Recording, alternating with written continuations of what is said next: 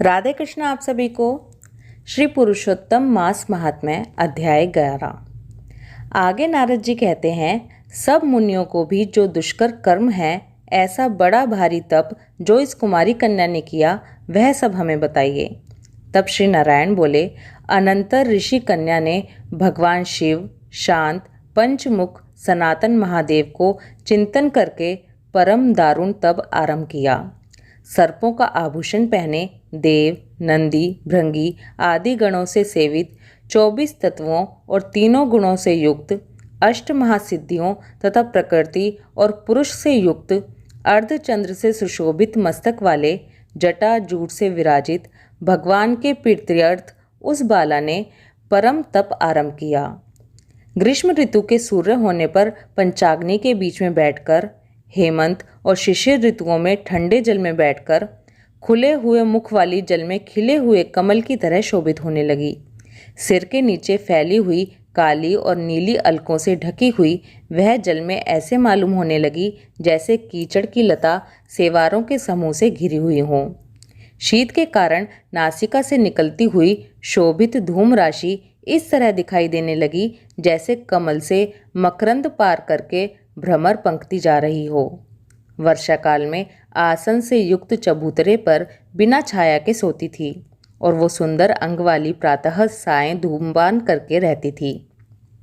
इस कन्या के इस प्रकार के कठिन तप को सुनकर इंद्र बहुत चिंतित हो गए।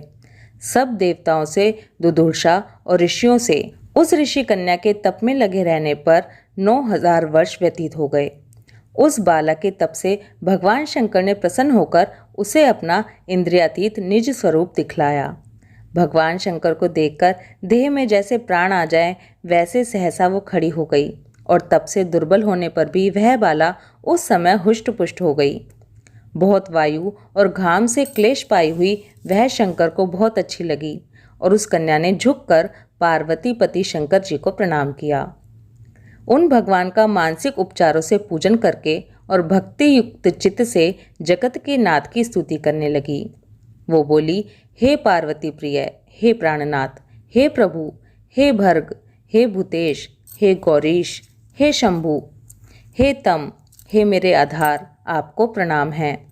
अनेक तापों से व्याप्त है अंगों में पीड़ा जिसके, ऐसा तथा परम घोर संसार रूपी समुद्र में डूबा हुआ, दुष्ट सर्पों तथा काल के तीक्ष्ण दांतों से डसा हुआ मनुष्य भी यदि आपकी शरण में आ जाए तो मुक्त हो जाता है।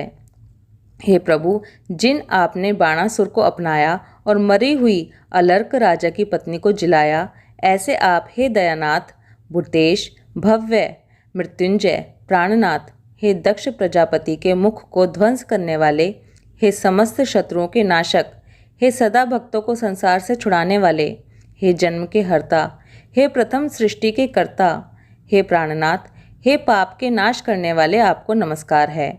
अपने सेवकों की रक्षा कीजिए। बड़ी भाग्यवती मेधावी की तपस्विनी कन्या इस प्रकार मन से और वाणी से शंकर की स्तुति करके चुप हो गई।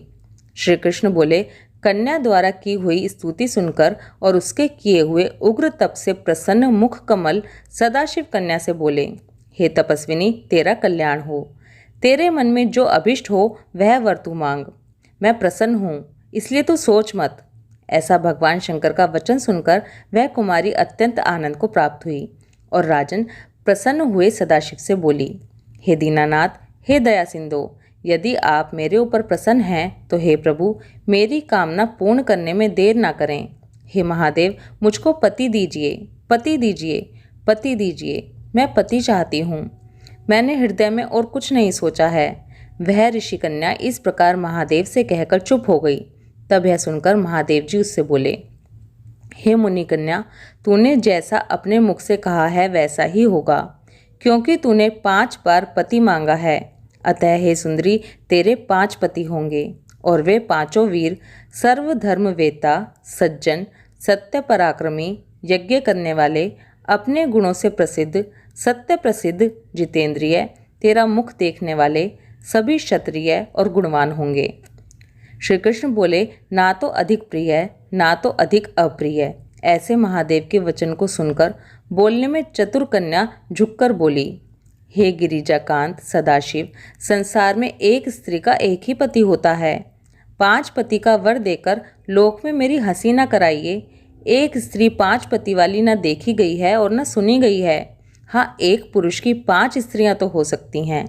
हे शंभो, आपकी सेविका मैं 5 पतियों वाली कैसे हो सकती हूँ? आपको मेरे लिए ऐसा कहना उचित नहीं है। आपकी सेविका होने के कारण जो लज्जा मुझे हो रही है वह आप अपने को ही समझिए। कन्या का ये वचन सुनकर शंकर जी कहने लगे, इस जन्म में तुझे पति सुख नहीं मिलेगा। दूसरे जन्म में जब तू तपोबल से बिना योनि के उत्पन्न होगी तब पति सुख को भोगकर अनंतर परम पद को प्राप्त होगी, क्योंकि मेरी प्रिय मूर्ति दुर्वासा का तूने पहले अपमान किया है।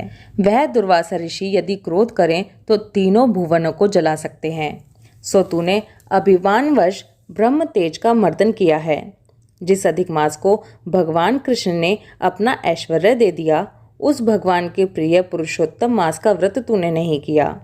मैं ब्रह्मा आदि से लेकर सब देवता, नारद आदि से लेकर सब तपस्वी जिसकी आज्ञा सदा मानते चले आए हैं, उसकी आज्ञा का कौन उल्लंघन करता है? लोक पूजित पुरुषोत्तम मास की दुर्वासा की आज्ञा से तूने पूजा नहीं की। हे मूर्ख, इसीलिए तेरे 5 पति होंगे। हे बाला, पुरुषोत्तम के अनादर करने से अब अन्यथा नहीं हो सकता। जो उस पुरुषोत्तम की निंदा करता है वह रौरव नरक का भागी होता है। पुरुषोत्तम का अपमान करने वाले को विपरीत ही फल होता है। ये बात कभी अन्यथा नहीं हो सकती। पुरुषोत्तम के जो भक्त हैं वे पुत्र, पौत्र और धन वाले होते हैं और वे इस लोक को तथा परलोक की सिद्धि को प्राप्त हुए हैं, प्राप्त होंगे और प्राप्त हो रहे हैं। और हम सब देवता लोग भी पुरुषोत्तम की सेवा करने वाले हैं। जिस पुरुषोत्तम मास में व्रताधिक से पुरुषोत्तम शीघ्र ही प्रसन्न होते हैं, उस सेवा करने योग्य मास को हे सुमध्य हम लोग कैसे ना भजें? उचित और अनुचित विचार की चर्चा करने वाले अतएव अनुकरणीय जो मुनि हैं, उन अति उत्कट श्रेष्ठ तपस्वी पुरुषों का वचन कैसे मिथ्या हो सकता है? इस प्रकार कथन करते हुए भगवान नीलकंठ शीघ्र ही अंतर्ध्यान हो गए और वह बाला यूथ से भ्रष्ट मृगी की तरह चकित सी हो गई।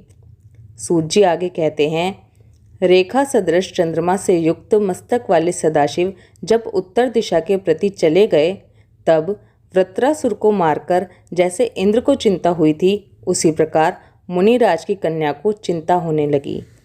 श्री पुरुषोत्तम मास महात्म्य अध्याय 11 समाप्त।